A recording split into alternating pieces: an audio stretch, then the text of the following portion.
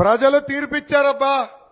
Team 11 11 మందితో ఒక team ఇచ్చినాడు. ఆ 11 మంది ప్రెస్ మీట్ తప్ప బయటికి రారు. దాంట్లో ఒక వ్యక్తి ఉన్నాడబ్బా, cheating books of world record లో నంబర్ 1 స్థానంలో ఉంటాడు. అద్భుతమైన నటుడు.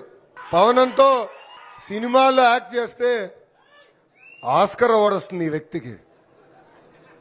సొంత చెల్లిని మెడబట్టి బయటికి గెంటేశాడబ్బా. సొంత తల్లికి ఆస్తి రాస్తే తిరిగి నాకు ఆస్తి ఇవ్వాలని కోర్టుకి వెళ్ళాడు ఈ వ్యక్తి.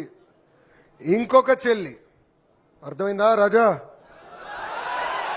ఇంకొక చెల్లి తండ్రిని చంపేసి ఆ నెప్ప మనపైన వేశాడు.